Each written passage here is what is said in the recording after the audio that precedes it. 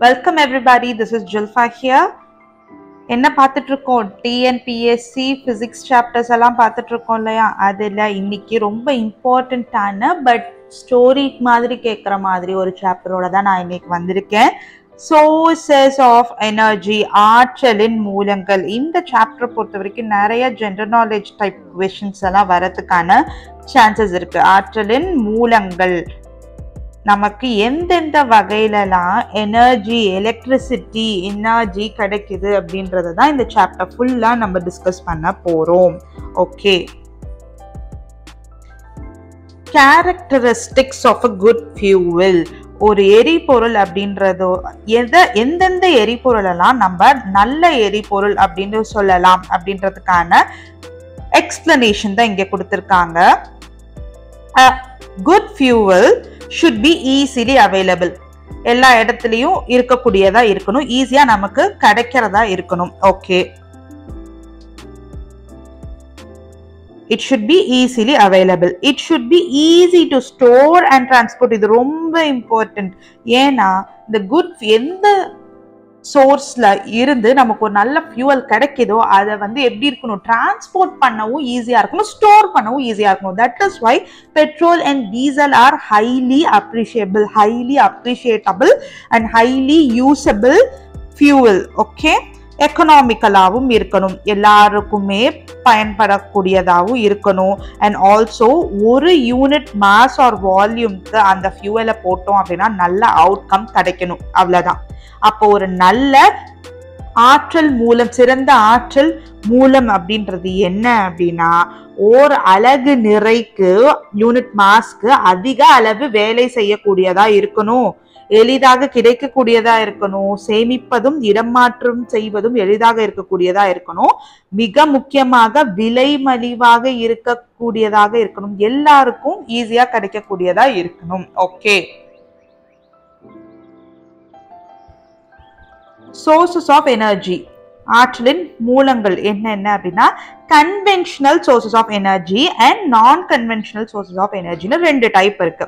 அதாவது மரபு சார்ந்த ஆற்றல், மரபு சார்ந்த ஆற்றல் காலங்காலமா நம்ம யூஸ் பண்ணிட்டு இருக்க சோர்ஸ் ஆஃப் எனர்ஜி. நம்ம காலங்காலமா இதை தான் நம்ம பண்ணிட்டு இருந்தோம், அதுதான் conventional sources of energy. Example, wood, மரக்கட்டை, விறக பர்ன் பண்றோம், அது ஒரு மரபு சார்ந்த ஆற்றல். ஃபாசில் ஃபியூவல்ஸ், படிம எரிபொருள்கள்னு சொல்லுவோம் இல்லையா, அது எல்லாமே conventional sources of energy. That is wood burn பண்ணி நம்ம குக் பண்ணோம், இல்ல எவ்வளோ ஹீட் பண்ணோம், வாட்டர் ஹீட் பண்ணோம், இந்த மாதிரி பழைய காலத்துல எல்லாம் பண்ணிட்டு இருந்தாங்க.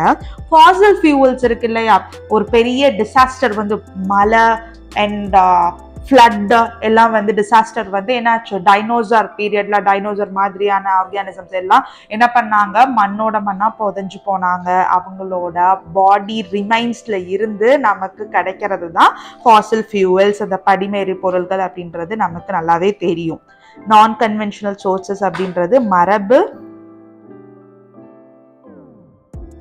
சாரா ஆற்றல் அப்படின்றது. இதெல்லாம் டெக்னாலஜி ஒவ்வொரு நாளும் நம்ம வளர வளர, நம்மளோட டிஸ்கவரிஸ் வளர வளர நம்ம இன்ட்ரடியூஸ் பண்ணிக்கிட்ட எனர்ஜி, சோர்சஸ் ஆஃப் எனர்ஜி எல்லாம் non conventional sources of energy. நம்ம சோலார் எனர்ஜி, விண்ட் எனர்ஜி, இந்த சூரிய ஆற்றல், காற்றாற்றல், உயிரி ஆற்றல், பயோ எனர்ஜி, ஓஷன் எனர்ஜி, கடல் அலை மூலியமா கிடைக்கிற ஆற்றல், ஜியோதெர்மல் எனர்ஜி அப்படின்னா புவி வெப்ப ஆற்றல் சக்தி, நியூக்ளியர் எனர்ஜி அணுக்கரு ஆற்றல் அப்படின்றதெல்லாம் நான் கன்வென்ஷனல் மரபு சாரா ஆற்றல் அப்படின்றது புதுசா டெவலப் ஆன, புதுசா வந்த எனர்ஜி சோர்சஸ். ஓகேவா? இப்போ இதுல ரெண்டுலயும் நம்ம நல்லா கவனிக்க வேண்டியது என்ன அப்படின்னா, கன்வென்ஷனல் சோர்சஸ் அப்படின்றது இட் இஸ் அ நான் ரெனிவபிள் எனர்ஜி, நம்மளால அதை புதுப்பிக்க முடியாது. ரெனிவபிள் எனர்ஜி, இந்த எனர்ஜி தீந்து போச்சு அப்படின்னா அவ்வளவுதான், எர்த்ல இனிமே திருப்பி வராது. நான் renewable sources. Non-conventional sources of energy புதுசா வந்தது எல்லாமே kind of renewable energy. That is இது எல்லாமே புதுப்பிக்க முடியும். renewable energy புதுப்பிக்கத்தக்க ஆற்றல். புதுப்பிக்கத்தக்க ஆற்றல் renewable energy. நான் renewable energy அப்படின்றது என்னது? புதுப்பிக்க முடியா ஆற்றல். ஓகே,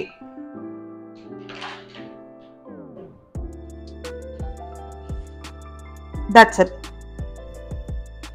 இப்போ நம்ம fossil fuels பத்தி பார்க்கலாம். அதாவது first source of energy பத்தி நம்ம இப்ப டிஸ்கஸ் பண்ண போறோம். one of the most widely used source of energy, coal மூலமா நிலக்கரி சொல்றோம் இல்லையா, thermal energy, இது எல்லாமே fossil fuelல இருந்து நமக்கு கிடைக்கக்கூடிய எனர்ஜி தான். பட் fossil fuel அப்படின்றது என்விரான்மெண்ட் ஃப்ரெண்ட்லி கிடையாது. அது சுற்றுச்சூழலுக்கு நட்புடன் இருக்கக்கூடியதா இல்ல.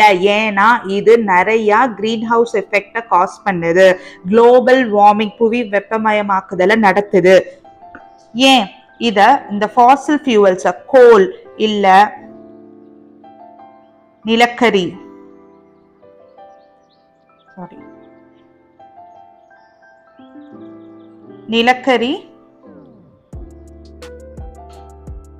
wood, விறகு இதெல்லாம் எரிப்பதன் மூலமா, பர்ன் பண்றது மூலமா கார்பன் டை ஆக்சைடு அப்படின்றது வெளியே வருது. இந்த கார்பன் டை ஆக்சைடு என்ன பண்ணும்?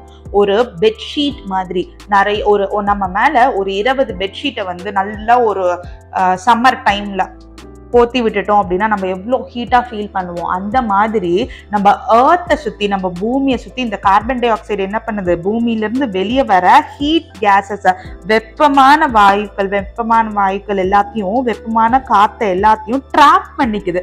ட்ராப் பண்ணி பூமி அந்த அட்மாஸ்பியரை விட்டு, வளிமண்டலத்தை விட்டு வெளியே போக விடாம அடைச்சு வைக்கும் போது நினைச்சு பாருங்க நம்ம பூமி எவ்வளவு சூடாகும் அப்படின்றது. இதைதான் கார்பன் டை ஆக்சைடு, அதாவது 0.03% ஆஃப் கார்பன் டை ஆக்சைடு லெவலை விட எர்த்ல 0.03க்கு மேல இன்க்ரீஸ் ஆனிச்சு அப்படின்னாலே நம்ம எர்த்ல இருந்து வெளியே வர heat gases carbon dioxide trap பண்ண ஆரம்பிக்குதுன்னு அர்த்தம். அதனால which can lead to global warming, நம்ம புவி வெப்பமயமாகும், தட் இஸ் சூடாகும்.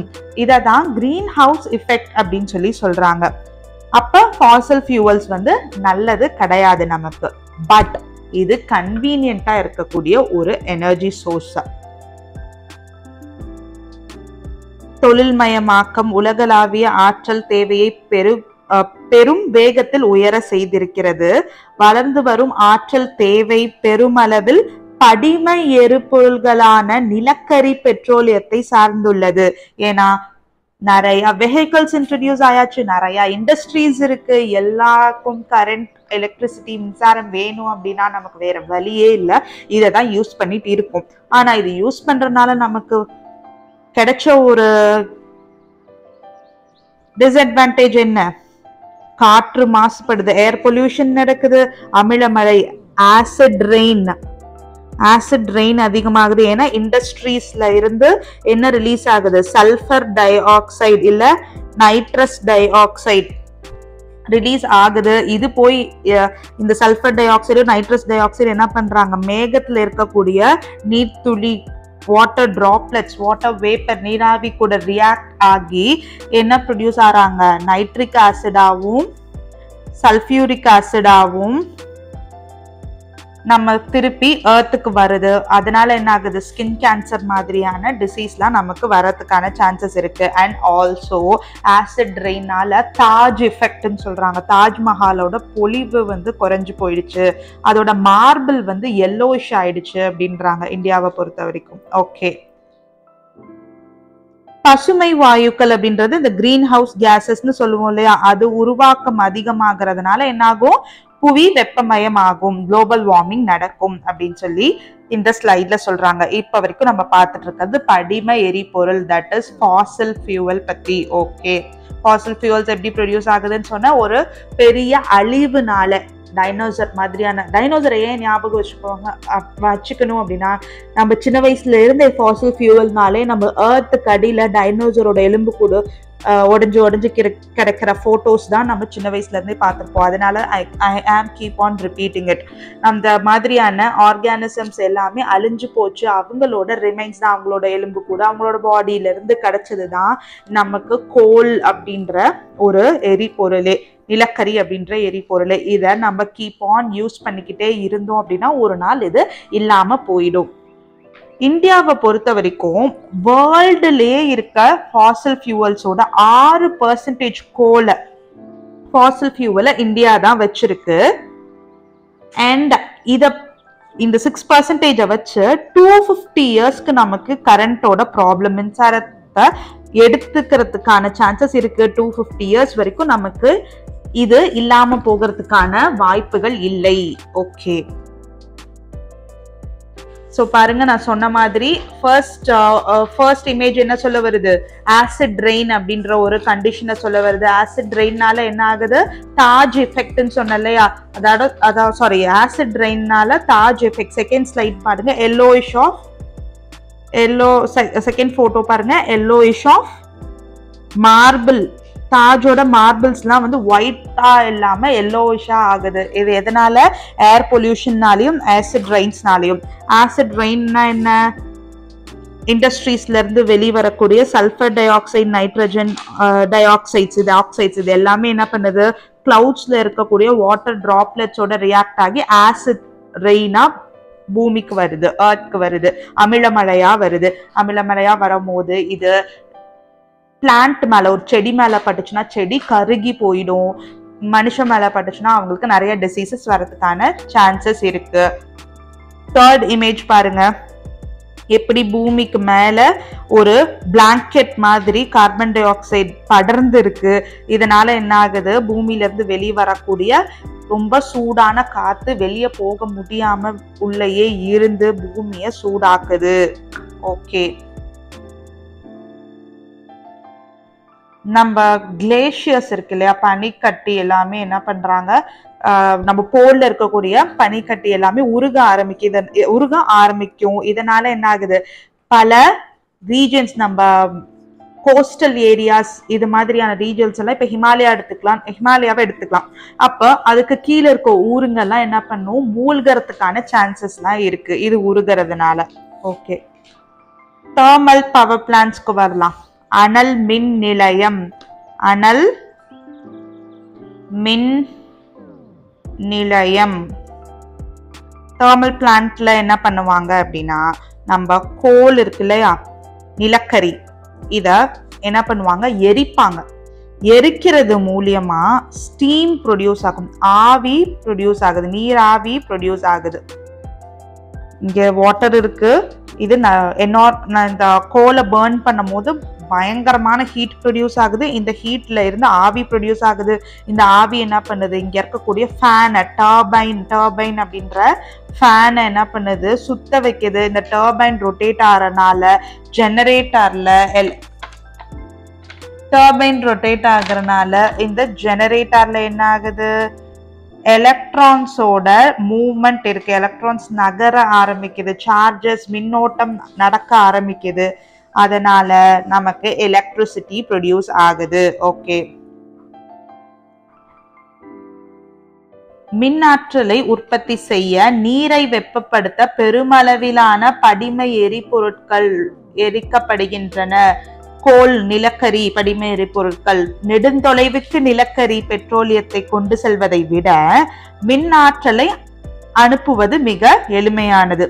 அனல் மின் நிலையங்கள் அப்படின்னு சொல்லக்கூடிய நிலக்கரி அல்லது எண்ணெய் வயல்களுக்கு அருகில், அனல் மின் நிலையங்கள் எங்க இருக்கு, நிலக்கரி இருக்கக்கூடிய இடம் இல்ல எண்ணெய் வயல்களுக்கு அருகில் நிறுவப்படுகின்றன. வெப்ப ஆற்றலை பயன்படுத்தி மின்னாற்றல் இங்கு உருவாக்கப்படுவதனால் இது அனல் மின் நிலையம் என அழைக்கப்படுகிறது. ஏன்னா அனல், அங்க அனல் தான், அந்த ஹீட்டான காத்தனால ஸ்டீம் ஆவி ப்ரொடியூஸ் ஆகுது, அந்த டர்பைன் சுத்துது, நமக்கு எலக்ட்ரிசிட்டி மின்னோட்டம் நடக்குது. அதாவது மின்னூட்டங்கள் சொல்றோம் இல்லையா, சார்ஜஸ், அவங்க மூவ் ஆக ஆரம்பிக்கிறாங்க, அதனால நமக்கு மின்னோட்டம் நடக்குது. மின்னோட்டத்துல இருந்து நம்ம என்ன எடுத்துக்கிறோம், ஆற்றல், மின் ஆற்றல் ப்ரொடியூஸ் ஆகுது. ஓகே,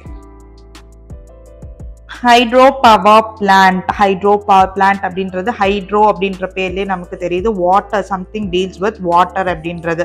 ஓகே, அப்ப இங்க என்ன அப்படின்னா நம்ம டேம்ஸ் அண்ட் ரெசர்வாயர்ஸ் இருக்கு இல்லையா, ரெசர்வாயர்ஸ் டேம் இருக்கு இல்லையா, அங்கெல்லாம் என்ன ஆகுது, நம்ம மழை காலத்துல இருக்கிற தண்ணி எல்லாம் என்ன பண்றோம், சேவ் பண்ணி வைக்கிறோம். அப்ப அங்க வந்து அந்த டேம் ஃபுல் ஆச்சு அப்படின்னா என்ன பண்றோம், டேமை ஓபன் பண்ணுவாங்க. டேம் ஓபன் பண்ணா இங்க ரிசர்வாயர் இருக்கு, டேம் ஓபன் பண்ணி இப்ப தண்ணி இங்க ஃபாஸ்டா கொட்ட போகுது. ரிசர்வாயர்ல இருந்து இதை ஓபன் பண்ணா தண்ணி இப்போ வந்து ஃபாஸ்டா கொட்ட போகுது. கொட்டும் போது இங்க அடியில டர்பைன் அப்படின்ற ஃபேன் இருக்கு. இப்ப இந்த ஃபேன் ரொட்டேட் ஆச்சு அப்படின்னா இங்க என்ன ஆகும், எலக்ட்ரான்ஸ், மின்னூட்டங்கள் மூவ் ஆக ஆரம்பிக்குது. எலக்ட்ரான்ஸ் வந்து நகர ஆரம்பிச்சா அங்க என்ன அர்த்தம், மூவ்மெண்ட் ஆஃப் எலக்ட்ரான்ஸ் என்ன சொல்லுவோம், எலக்ட்ரிசிட்டி. மூவ்மெண்ட் ஆஃப் அதாவது மின்னோட்டங்கள் நகர்வது என்னன்னு சொல்லுவோம், நம்ம மின்னோட்டம் அப்படின்னு சொல்லுவோம். மின்னூட்டங்கள் நகர்றத மின்னோட்டம் அப்படின்னு சொல்லுவோம். எலக்ட்ரிசிட்டின்னு சொல்லுவோம். இது மூலியமா ஜெனரேட்டர் எலக்ட்ரிசிட்டியை ப்ரொடியூஸ் பண்ணும். அந்த ஜெனரேட்டர்ல இருந்து நம்ம எல்லா இடத்துக்கும் எலக்ட்ரிசிட்டியை சப்ளை பண்ணலாம். இப்படிதான் ஹைட்ரோ பவர் பிளான்ட் அப்படின்றது ரன் ஆயிட்டு இருக்கு. ஹைட்ரோ பவர் பிளான்ட்டை பொறுத்த வரைக்கும் இந்தியாவில் மெஜாரிட்டியா யூஸ் பண்றது ஹைட்ரோ பவர் பிளான்ட் தான். That is 25% of our country need. நம்ம கண்ட்ரிக்கு தேவைப்படுற 25% ஹைட்ரோ பவர் பிளான்ட் அந்த நீரின் இயக்க ஆற்றல் தான் தருது. நீர் மின் நிலையங்களில் விழுகின்ற நீரின் நிலையாற்றலானது மின்னாற்றலாக மாற்றப்படுகிறது. இதைதான் நான் சொன்னேன் உங்களுக்கு. பயன்படுத்தக்கூடிய நிலை ஆற்றல் மூலமாக சில நீர்வீழ்ச்சிகளே உள்ள போதிலும் நீர் மின் நிலையங்கள் அணைக்கட்டுகளுடன் இணைந்தே உள்ளன.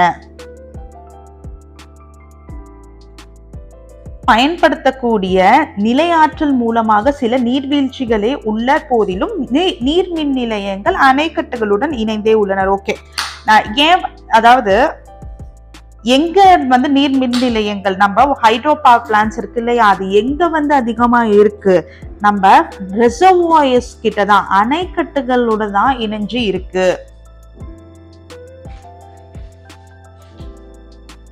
Okay, let's move to the next slide, which is about biogas. Simple.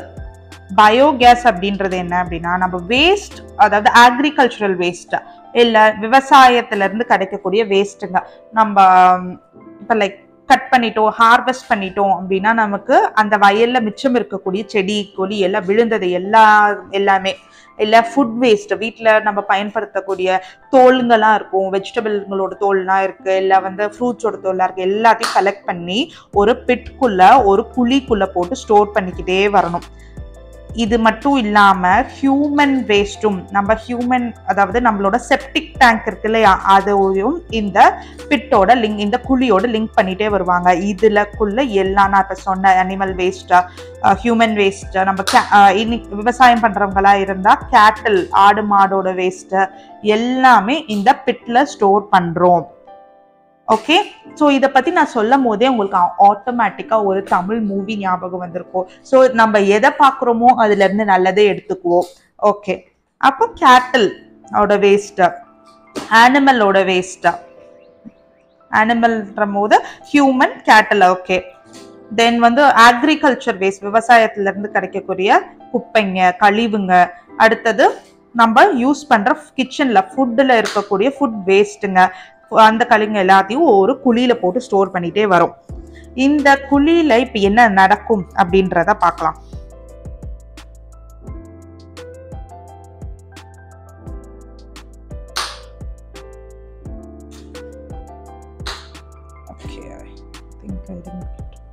Okay, அப்போ இந்த குழியில என்ன நடக்கும் அப்படின்னா anaerobic digestion அப்படின்ற ஒரு ப்ராசஸ் நடக்கும். anaerobic digestion அப்படின்றது என்னன்னா காற்றில்லா செரிமானம். இதை யாரு செய்வா அப்படின்னா ஒரு type of micro organism called as methanogens. பேர்ல இருந்தே தெரியுது, இந்த மெத்தனோஜென்ஸ் இந்த வேஸ்ட் எல்லாத்தையும் சாப்பிட்டுட்டு நமக்கு என்ன கொடுக்க போகுது? மீத்தேனை கொடுக்க போகுது. மெத்தனோஜென்ஸ் அப்படின்றது மெத்தனோபாக்டீரியா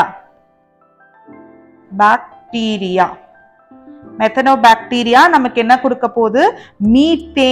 மீத்தேனை கொடுக்க போகுது. இந்த மீத்தேனை நம்ம எடுத்து, அதாவது anaerobic digestion முடிஞ்சு அந்த வேஸ்ட்ல எல்லாத்தையும் இந்த மெத்தனோஜன் சாப்பிட்டுட்டு நமக்கு மீத்தேனை கொடுக்குது. இந்த வாயுவை எடுத்து நம்ம என்ன பண்ணலாம்? நம்மளோட வெஹிக்கிள்ஸ்க்கெல்லாம், நம்மளோட காருக்கு, பஸ்க்கு, எல்லாத்துக்குமே, 2 வீலர்ஸ்க்கு எல்லாம் என்ன கொடுக்கலாம்? சிஎன்ஜி அப்படின்ற காம்பாக்ட் நேச்சுரல் கேஸ், நம்ம பயோகேஸ், அதாவது உயிரி வாயு அப்படின்னு சொல்றாங்க. பயோகேஸை கொடுக்கலாம். இது மூலியமா இது ஃபியூவலா நம்ம காரெல்லாம் ரன் ஆகும். ஒரு யூஸ்.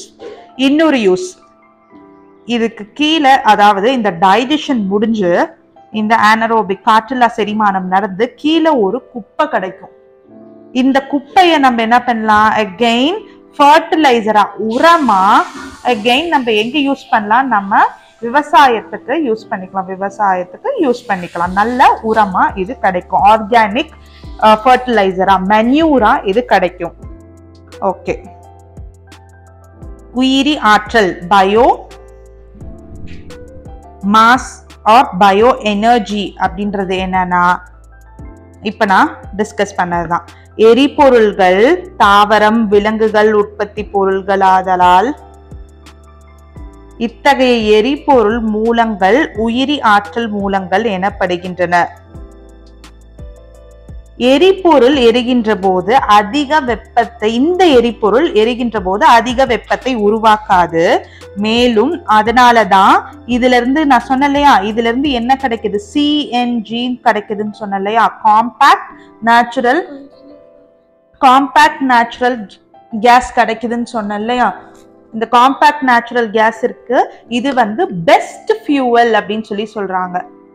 இது காற்ற மாசுபடுத்தாத ஒரு எரிபொருள் அப்படின்னு சொல்றாங்க. ஓகே. அளவான ஆக்சிஜன் விநியோகத்தில், அததான் சொன்னேன் நான், காற்றில்லா செரிமானம் அப்படின்னு சொன்னேன். விறகை எரிக்க அதில் உள்ள நீர் மற்றும் ஆவியாகும் பொருட்கள் அகற்றப்படுகின்றன. எச்சமாக மரக்கரி தங்குகிறது. இது என்ன சொல்றாங்க அப்படின்னா, உட்டை எப்படி உட் இருக்கு இல்லையா, விறகு இருக்கு இல்லையா, விறகை எரிக்கும் போது என்ன ஆகுது அப்படின்றத இங்க சொல்றாங்க. விறகை அளவான ஆக்சிஜன் விநியோகத்தில் விறகை எரிக்க அதில் உள்ள நீர் மற்றும் ஆவியாகும் பொருட்கள் அகற்றப்படுகின்றனர். எச்சமாக மரக்கரி தங்குகிறது. சுடரின்றி எரிகின்ற மரக்கரி புகையற்றதாக இருக்கிறது. மேலும் மிக அதிக வெப்பம் உருவாக்கும் திறன் கொண்டது. எது? அதாவது உட்டை எரிக்கும் போது நமக்கு என்ன அட்வான்டேஜ் அப்படின்னா, அங்க புகை, ஸ்மோக் அப்படின்றது ப்ரொடியூஸ் ஆகிறது இல்ல அப்படின்றாங்க. அப்ப நமக்கு கிடைக்கிற ரிமைன் என்ன? மரக்கரி, சார்கோல் அப்படின்றது இங்க கிடைக்குது. ரிமெம்பர், அப்ப வுட் அப்படின்றது smoke less fuel. Remember, would அப்படின்றது ஸ்மோக் லெஸ் ஃபியூவல். வுட்டை எரிக்கிறதுனால புகையில்லா மரக்கரி கிடைக்குது. மரக்கரி புகையற்றதாக இருக்கிறது. வுட் அப்படின்றது smoke less fuel. Remember. Okay. Next wind energy அப்படின்றத பார்க்க போறோம். காற்றாலை மூலியமா, அதாவது காற்றாலை மூலியமா கிடைக்கக்கூடிய ஆற்றல். விண்ட் எனர்ஜி எப்படி கிடைக்கும் நமக்கு? விண்ட் மில் மூலியமா, அதான் சொன்ன காற்றாலை விண்ட் மில் மூலியமா கிடைக்கும். விண்ட் மில் டைரக்டா இந்த சைட்க்கு வந்துருவோம். விண்ட் மில் எப்படி? ஈஸி. விண்ட் மில்ல அதாவது முன்ன காலத்துல எதுக்கு யூஸ் பண்ணாங்க அப்படின்னா, மாவு அரைக்கிறதுக்காக, அதுக்குதான் யூஸ் பண்ணாங்க. That is to grind floor, அதுக்குதான் யூஸ் பண்ணிட்டு இருந்தாங்க. அண்ட் ஆல்சோ அடியில இருக்கக்கூடிய தண்ணிய மேலே கொண்டு வரதுக்காகவும் இந்த விண்ட் மில் யூஸ் பண்ணிட்டு இருந்தாங்க. இப்போ விண்ட் எனர்ஜி ஃபார்ம்ல ஒரு பண்ணையில் நிறைய இந்த மாதிரியான விண்ட் மில்லை நம்ம என்ன பண்ணணும், இன்ஸ்டால் பண்ணிக்கணும். நல்லா காத்து வருது, அப்ப இது என்ன பண்ணும், இந்த டர்பைன் ரொட்டேட் ஆக ஆரம்பிக்கும், ஃபாஸ்டா சுத்தும் போது இங்க இயக்க ஆற்றல் கைனடிக் எனர்ஜி என்ன பண்ணுது, எலக்ட்ரிக்கல் எனர்ஜியா மின்னாற்றலா கன்வெர்ட் ஆகுது. கைனடிக் எனர்ஜி அப்படின்னாலே எலக்ட்ரான் இங்க ஒரு மூவ்மெண்ட்ல இருக்கு அப்படின்னு தான் அர்த்தம், எலக்ட்ரான் நகர்ந்துட்டு இருக்கு அப்படின்னு தான் அர்த்தம். அப்போ இது வேகமா இந்த டர்பைன் இந்த ஃபேன் சுத்தும் போது அங்க எலக்ட்ரிக்கல் எனர்ஜி ஜென்ரேட்டர் என்ன பண்ணுது, எலக்ட்ரானை மூவ் பண்ண வைக்குது, அங்க எலக்ட்ரிக்கல் எனர்ஜி ப்ரொடியூஸ் ஆகுது. ஸோ இது மொத்த எல்லா விண்மில்லும் சேர்த்து ஒரு டோட்டல் அவுட்புட்டை தரும். இந்த அவுட்புட்ல இருந்து நம்ம பக்கத்துல இருக்க ஊருங்களுக்கு எல்லாம் எலக்ட்ரிசிட்டி சப்ளை பண்ணலாம். ஓகே, விண்ட் எனர்ஜியை பொறுத்த வரைக்கும் அதிகமா விண்ட் எனர்ஜி மூலியமா மின்சாரத்தை ப்ரொடியூஸ் பண்ணக்கூடிய நாடு டென்மார்க்.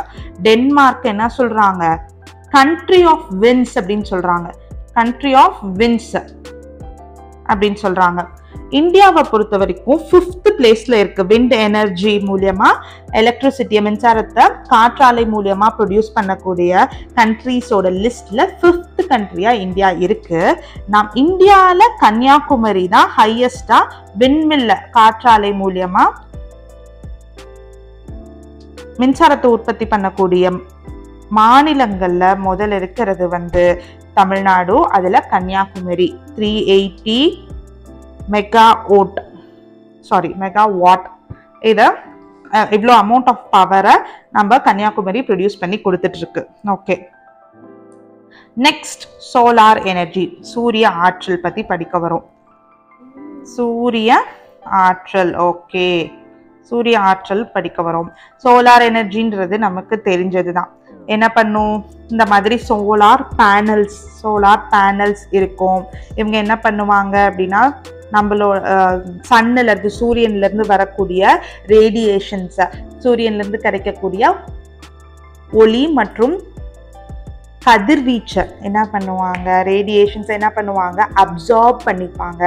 அதை அப்சார்ப் பண்ணி என்ன பண்றாங்க, இங்க அப்சார்ப் பண்றது மூலியமா அங்க எலக்ட்ரான்ஸ் என்ன ஆகுது, மூவ் ஆக ஆரம்பிக்குது. அப்ப அங்க ஒரு எலக்ட்ரிசிட்டி மின்சாரம் ப்ரொடியூஸ் ஆகுது. இதுக்கு ஒரு பெஸ்ட் எக்ஸாம்பிள் பார்த்தோம்னா சோலார் குக்கர் மற்றும் சோலார் வாட்டர் ஹீட்டர், அதாவது சோலார் மூலியமா தண்ணியை சூடாக்கும் ஒரு கருவி solar water heater. Okay, solar cooker என்ன அப்படின்னா, இந்த இடத்துல கிளாஸ் இருக்கும், 2 கிளாஸ் இருக்கும். இங்க என்ன ஆகுதுன்னா, சூரியன்ல இருந்து வர கதிர்களை குவிக்கும். இந்த கிளாஸ் என்ன பண்ணும், குவிக்கும், ஒன்னாக்கும். அப்ப அங்க என்ன ஆகுது அப்படின்னா, நிறைய சுத்தி இருக்கக்கூடியதை விட அங்க என்ன பண்ணுது, நிறைய ஹீட் ரேஸ், அந்த சன்ல இருந்து வரக்கூடிய இந்த கதிர்வீச்சுகள் எல்லாம், ரேடியேஷன்ஸ் எல்லாம் என்ன பண்ணுது, அப்சார்ப் பண்ணிட்டு நிறைய ஹீட்டை ப்ரொடியூஸ் பண்ணிருச்சு. இப்போ இந்த இடத்துல எதையா ஹீட் ப்ரொடியூஸ் ஆகும். இப்போ என்னன்னா, இந்த கிளாஸ் அந்த ரேஸ உள்ளதான் அனுப்புமே தவிர வெளியே வர விடாது. அப்போ இங்கேயே அந்த ஹீட் ட்ராப் ஆகி இந்த இடத்துல enormous amount of பயங்கர அதிகமா, for example 100 degree Celsius to 120 degree Celsius வரைக்கும் ஃபுட்டை குக் பண்ற அளவுக்கு தேவையான ஹீட்டை இந்த சோலார் குக்கர் ப்ரொடியூஸ் பண்ணிடும். அப்போ இங்க மேல ஏதாவது பாத்திரம் வச்சு நம்ம குக் பண்ணுவோம் அப்படின்னா அங்க இருக்கக்கூடிய உணவு நம்ம சமைக்கலாம். ஓகே, சோலார் வாட்டர் ஹீட்டர் அப்படின்றது சிம்பிள். இங்க இருக்கக்கூடிய ராடுங்கெல்லாம் இருக்கு இல்லையா, இந்த ராட் என்ன பண்ணுது, அந்த சூரியன்ல இருந்து வரக்கூடிய கதிர்கள் என்ன பண்ணும், கதிர்வீச்சை அப்சார்ப் பண்ணிக்குது. அப்சார்ப் பண்ணி என்ன பண்ணும் அப்படின்னா, உள்ள இதை வெளியில இருந்து டச் பண்ணும் போது இது சூடாவே தெரியாது, ஆனா உள்ள கொதிச்சுட்டு இருக்கும். எது, அந்த கம்பிங்க. அப்போ இந்த கம்பிங்குள்ள தண்ணி, அதாவது குளிர்ந்த தண்ணி ஓடும் போது இந்த கம்பிக்குள்ள என்ன இருக்கு அப்படின்னா, இந்த ராடுக்குள்ள காப்பர் அப்படின்ற மெட்டலை வச்சிருக்காங்க, உலோகத்தை வச்சிருக்காங்க. காப்பர் அப்படின்றது ஒரு நல்ல கடத்தி, குட் கண்டக்டர் அப்படின்றது, conductor of heat and electricity அப்படின்றது நமக்கு தெரியும். அப்ப இந்த காப்பர் பயங்கர சூடா இருக்கும். அதுக்குள்ள கூலான தண்ணி, கூல் வாட்டர் பாஸ் ஆகும் போது அந்த வாட்டர் கெட்ஸ் ஹீட்டட், அது ஹீட் ஆக ஆரம்பிக்குது. இதை என்ன பண்ணும், இந்த டேங்க் ஸ்டோர் பண்ணி வச்சுக்கும். இங்க இருந்து ஒரு அவுட்லெட் வச்சு நம்ம சூடான வாட்டரை, சோலார் சோலார் வாட்டர் ஹீட்டர் மூலியமா ஹீட்டான வாட்டரை நம்ம எடுத்துக்கலாம். இப்ப சோலார் செல் இது நம்ம நிறைய இடத்துல பார்த்துருப்போம். சோலார் பேனல்ஸ் இருக்கும். இது பேனல் என்ன அப்படின்னா, இங்க கிளாஸ் இருக்கா, இந்த கிளாஸ் என்ன பண்ணும், குவிக்கும். ஃபுல்லா சோலார் ரேஸை வந்து குவிச்சு இதுக்கு உள்ள இருக்க செமிகண்டக்டர் கிட்ட இந்த ரேஸை வந்து கொடுத்துரும். இங்க என்ன இருக்கு, செமிகண்டக்டர்ஸ் அப்படின்றது சிலிகான், ஜெர்மானியம், அதாவது நல்ல கடத்தின்னு சொல்ல முடியாது, நல்ல கடத்தி இல்லைன்னு சொல்ல முடியாது, மிதமா கண்டக்ட் பண்ண கருத்தக்கூடிய ஒரு தனிமம். இவங்க 2 பேரும் சிலிகானும் ஜெர்மானியமும். இவங்க என்ன பண்றாங்க, இந்த ரேஸ் அப்சர்வ் பண்ண உடனே எலக்ட்ரான்ஸை மூவ் பண்ண, அதுல இருக்கக்கூடிய எலக்ட்ரான்ஸ் என்ன ஆகுது, மூவ் ஆகுது. அப்போ இங்க எலக்ட்ரிசிட்டி ப்ரொடியூஸ் ஆகுது. இந்த எலக்ட்ரிசிட்டியை யூஸ் பண்ணி நம்ம என்ன பண்ணலாம் அப்படின்னா, நம்ம இந்த எலக்ட்ரிசிட்டி கன்சியூம் பண்ணிக்கலாம். நமக்கு வீட்டுக்கு தேவையான இல்ல இண்டஸ்ட்ரிக்கு தேவையான கரண்ட்டை, மின்சாரத்தை இதுல இருந்து நம்ம எடுத்துக்கலாம். பாருங்க, இண்டஸ்ட்ரீஸ்ல எல்லாம் இந்த மாதிரியான சோலார் பேனல்ஸ் வச்சிருக்கத நம்ம பார்த்திருப்போம். சோலார் லேம்ப் காலையில ஃபுல்லா இது என்ன பண்ணுது, எலக்ட்ரிசிட்டி ப்ரொடியூஸ் பண்ணுது. ப்ரொடியூஸ் பண்ண எலக்ட்ரிசிட்டியை வச்சு நம்ம ஸ்விட்ச் ஆன் பண்ணோன்னே இந்த பல்பு எரியும். Okay. Energy from the C, கடல்ல இருந்து நமக்கு என்ன வகையான ஆற்றல் கிடைக்குது அப்படின்றது தான் அலை ஆற்றல். அலை ஆற்றல். சி வேவ் அப்படின்னா கடல் அலை ஆற்றல். ஓஷன் தெர்மல் எனர்ஜி அப்படின்னா கடல் வெப்ப ஆற்றல். இது எல்லாமே நமக்கு கடல் மற்றும் கடல் அலைகள் மூலியமா கிடைக்கக்கூடிய ஆற்றல். அதாவது tidal energy, sea wave energy, ocean thermal energy அப்படின்றது என்ன அப்படின்னா, சீல இருக்கக்கூடிய டைட்ஸ் மூலியமா நமக்கு கிடைக்கக்கூடிய energy sources. Okay.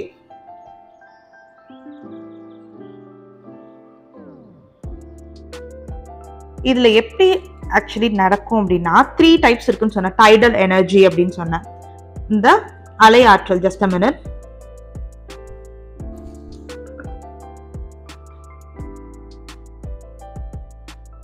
Okay,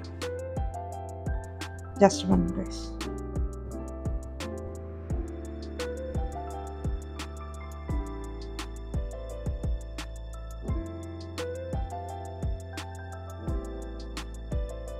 See,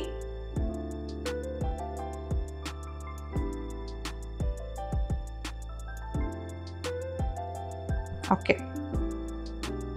இப்ப கடல் அலை ஆற்றல் அப்படின்னு சொல்லி நான் உங்களுக்கு சொல்லியிருந்தேன். அலை ஆற்றல் அப்படின்னு சொல்லியிருந்தேன்ல. அலை ஆற்றல் அப்படின்றது என்ன ஆகும் அப்படின்னா, டைடல் எனர்ஜி அப்படின்றது கடல் இருக்கு, கடல்ல நிறைய டைட்ஸ் ப்ரொடியூஸ் ஆகும், அலைகள் ப்ரொடியூஸ் ஆகும். எப்போ நம்ம பூமி சுத்தி மூன் வரும்போது அந்த மூன் இருக்க ஏரியால தான் அலைகள் அதிகமா இருக்கும் அப்படின்றது நமக்கு நல்லாவே தெரியும். அப்போ மூன் கிட்ட வரும்போது அங்க மூன் என்ன ஆகுது, மூன் கிட்ட பர்டிகுலர் ஏரியா வரும்போது அந்த இடத்துல அலைகளோட நீளம் வந்து அதிகமா இருக்கு. அப்ப என்ன பண்றாங்க, இங்க ஒரு கடல் இருக்கு அப்படின்னா கடலுக்கு பக்கத்துல ஒரு டேம் கட்டுறாங்க. இந்த டேம் கீழே என்ன இருக்கு அப்படின்னா டர்பைன் இருக்கு, ஒரு ஃபேன் இருக்கு. இந்த ஃபேன்ல இந்த அலை போய் ஃபாஸ்டா அடிக்கும் போது இந்த ஃபேன் ரொட்டேட் ஆகுது. ஃபேன் ரொட்டேட் ஆகுறதுனால என்ன பண்றது, எலக்ட்ரிசிட்டி ப்ரொடியூஸ் ஆகுது. இந்த எலக்ட்ரிசிட்டியை நம்ம இடத்துக்கு ஃபுல்லா நம்ம சப்ளை பண்றோம், நம்ம ஊருங்களுக்கு எல்லாம் சப்ளை பண்றோம். இதே தான் சி வேவ் எனர்ஜியும் ஓஷன் தெர்மல் எனர்ஜியும்.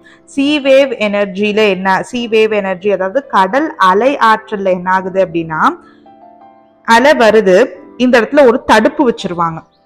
தடுப்பு வச்சதுக்கு அப்புறம் என்ன ஆகும்னா பாதி தண்ணி வந்து இந்த இடத்துல எழும்பும். இந்த அலை ஃபாஸ்டா அடிக்கும் போது பாதி தண்ணி இந்த தடுப்புக்குள்ள என்டர் ஆகும். அப்ப என்ன ஆகும், ஒரு காத்து ப்ரொடியூஸ் ஆகும். இந்த காத்து போய் இங்க இருக்கக்கூடிய டர்பைனை, இங்க இருக்கக்கூடிய ஃபேனை ரொட்டேட் பண்றது மூலியமா கிடைக்கக்கூடிய எனர்ஜி சி வேவ் எனர்ஜி, அதாவது கடல் அலை ஆற்றல்னு சொல்றாங்க. கடல் வெப்ப ஆற்றல் அப்படின்றது என்னன்னா நமக்கு நல்லாவே தெரியும். கடலோட மேற்பகுதி எப்படி இருக்கும், சூடா இருக்கும், ஹாட்டா இருக்கும். கடலோட கீழ்பகுதி எப்படி இருக்கும் அப்படின்னா கொஞ்சம் குளிரா இருக்கும். குளிர்ந்த தண்ணியை கொண்டு இருக்கும். அப்ப மேல இருக்க தண்ணி வார்மா இருக்கும், கீழே இருக்கிறது கோல்டா இருக்கும். அப்ப இந்த சூடான வாட்டர் என்ன பண்ணும், டே டைம்ல எவாபரேட் ஆகும் இல்லையா. எவாபரேட் ஆகும் போது அந்த இடத்துல ஆவி ப்ரொடியூஸ் ஆகும். இந்த ஆவி என்ன பண்ணுது, விண்ட் மூலியமா டர்பைன் என்ன பண்ணும், ரொட்டேட் பண்ணும். அப்ப டர்பைனை ரொட்டேட் பண்றதுனால நமக்கு அந்த இடத்துல எலக்ட்ரிசிட்டி ஜெனரேட் பண்ணிக்கலாம். ஓகே, இதுதான் energy from the C. Next நம்ம பார்க்க போறது ஜியோதெர்மல் எனர்ஜி. ஜியோதெர்மல் எனர்ஜி அப்படின்றது புவி, ஜியோதெர்மல் எனர்ஜி அப்படின்றது புவி வெப்ப ஆற்றல். சிம்பிள். ஒரு சில கண்ட்ரீஸ்ல அவங்களோட லேண்டுக்கு கீழே, நம்ம கண்ட்ரில இது கிடையாது, ஒரு சில கண்ட்ரில லேண்டுக்கு கீழே என்ன இருக்கும் அப்படின்னா லாவா இருக்கும். லேண்டுக்கு கீழே பாறைங்க இருக்கும். அந்த பாறைங்க கீழே பார்த்தோம் அப்படின்னா பாறை குழம்புகள் இருக்கும். லாவா, மேக்மா அப்படின்னு சொல்லக்கூடிய பாறை குழம்புகள் இருக்கும்.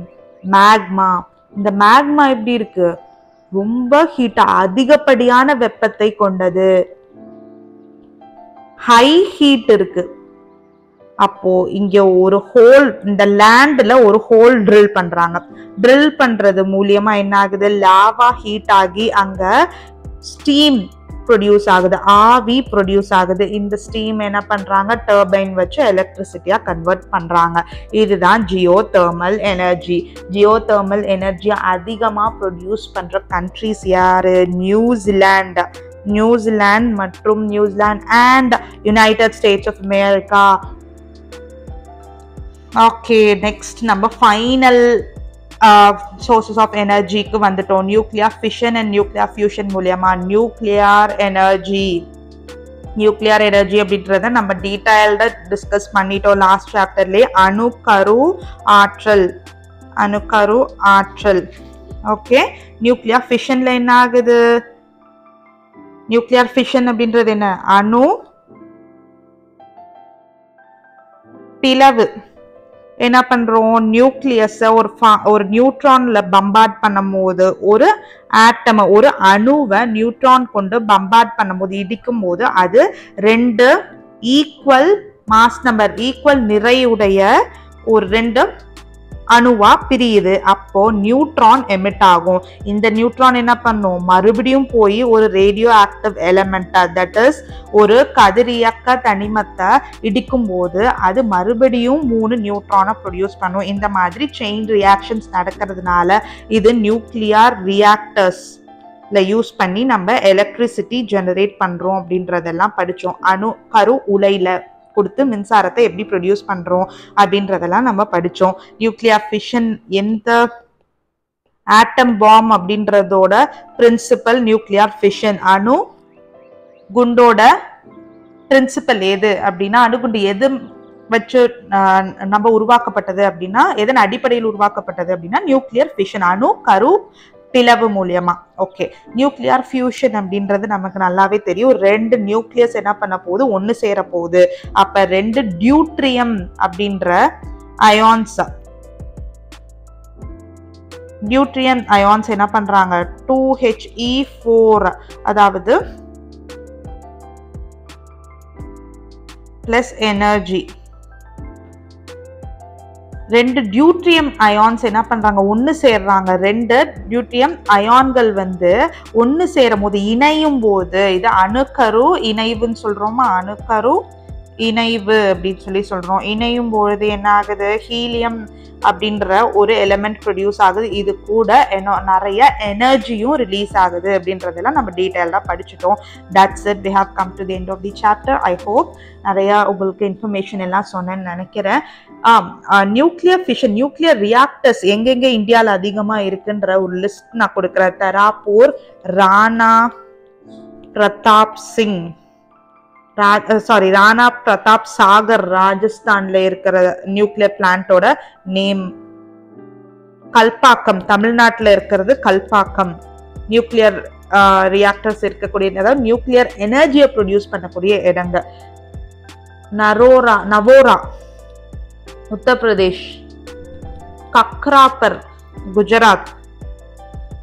இதெல்லாம் ஜஸ்ட் நோட் பண்ணி வச்சுக்கோங்க. இங்கெல்லாம் தான் இந்தியாவை பொறுத்த வரைக்கும் நியூக்ளியர் எனர்ஜி ப்ரொடியூஸ் பண்ணிட்டு இருக்காங்க. கைகா கர்நாடகா.